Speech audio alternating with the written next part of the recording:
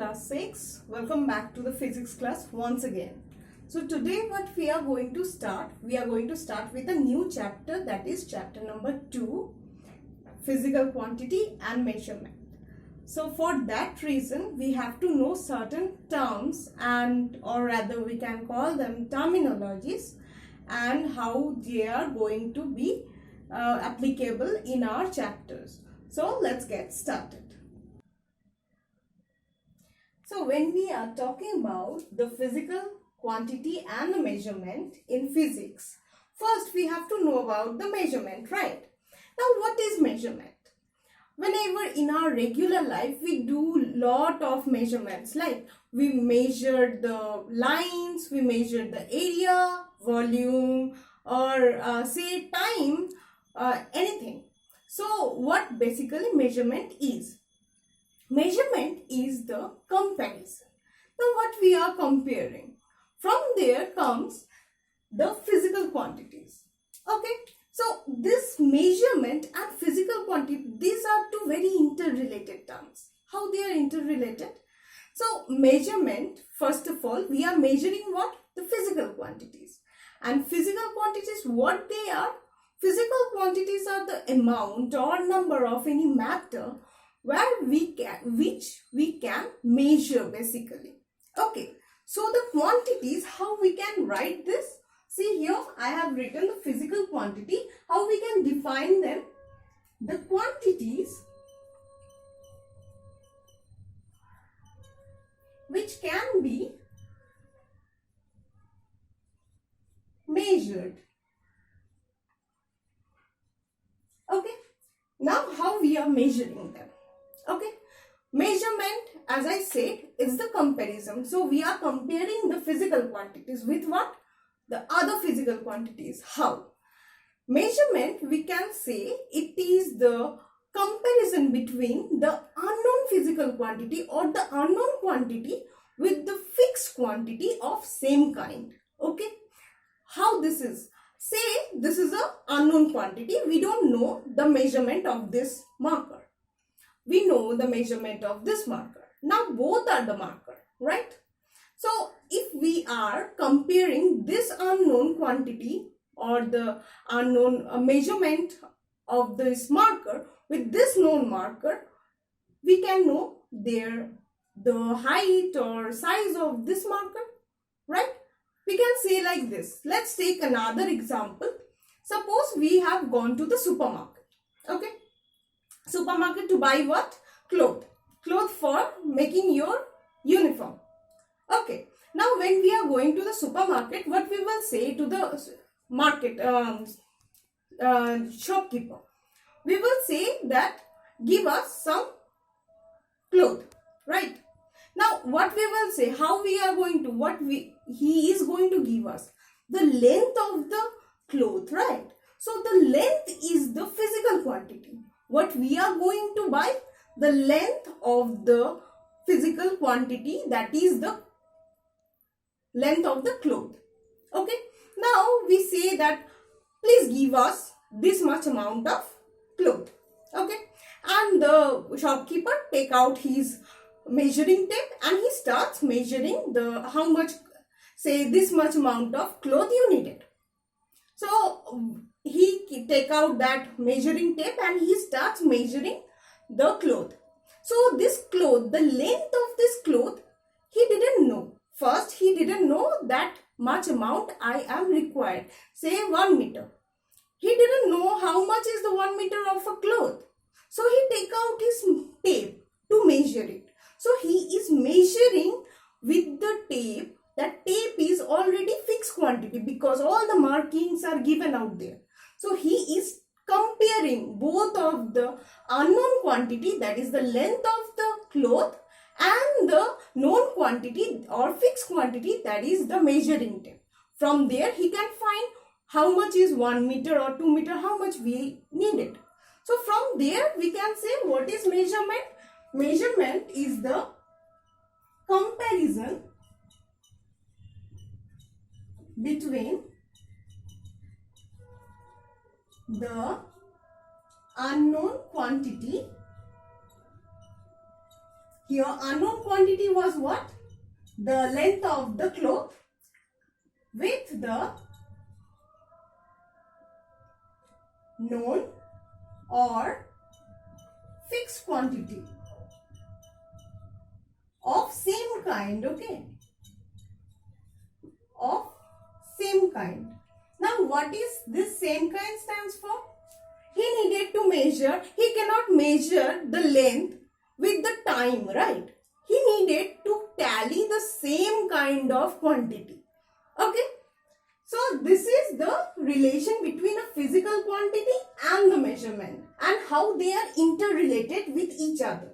Now why measurement is, what is the need of the measurement? Can we not go without measuring anything?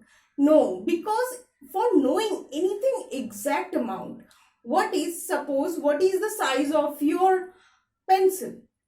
For knowing that you have to measure it. No, you have to compare it with the scale. So the scale is the known quantity or fixed quantity, where the pencil of yours is the unknown quantity. You need to know its size. So you are tallying both of it and both are of same quantity, that is the length. Understand? Now physical quantity are of two types basically. What are they? Firstly, there can be in our regular life, there are lots of physical quantity we are surrounded with, like the length, area, volume, density, time, temperature. All these are physical quantities. So the fundamental quantities are those kind of physical quantity which are the basic, okay, with the help of which we can take out or find out other kind of physical quantities. So what are the fundamental physical quantities? So for knowing fundamental physical quantity are the length, mass, time and temperature. Okay. So we can say these are the mother physical quantity. Okay. Now using this kind of quantity, these quantities like length, then mass, time, temperature, using by making various combination between these physical quantity, we can make further more various kind of quantities, like what? Volume, density, distance, all this. Okay, speed. So here derived physical quantity are those kind of physical quantity from which can be made by using the fundamental physical quantities. Okay, so what they can be, let's take an example of area. Okay, when we are finding the area, how we are finding out? Length into breadth, right? Both are the measurement, or we can say both are the length, right? Because we know that area, what is the what we denote by the area? We say side into side or length into breadth, this kind of. Okay, again let's take the example of volume. Volume, what is it? Side into side into side, cubic side, or here when the area is side square is the side cube. Okay, again if we are taking what? We are taking speed of a car, be it like that. So that is also distance by time. So what is basically a distance? This is the length, and again that is also with the combination with time. Got it? Now how we are going to measure the physical quantity? When we have to measure physical quantity, we need to follow some of the rules. What are the rules? So for that we need a numerical value. Okay, numerical value, like it can be 1, 2, 3, 4, any fraction or anything. Okay, decimal. So let's say numerical value be 1. I am taking example as 1. Then unit. For making or measuring a physical quantity, these two things are mandatory. We need these two things. One, a numerical value, another is its unit. What is the unit? Then unit is a fixed quantity. Okay, here in the measurement, when we are talking about measurement, we are saying the comparison happens between an unknown quantity and a fixed quantity, right? So this fixed quantity, fixed value is the unit. So this is the fixed quantity. Fixed quantity, say it can be which is taken by or which is valued by whole of the world. Got it? For example, say this is a meter. Okay. So when we are taking together the numerical value and the unit together, it come up with another thing that is totally, we call it a magnitude. Okay. So a magnitude which is denoted by a Q, capital Q, is basically equal to the multiplication of N into U. Okay.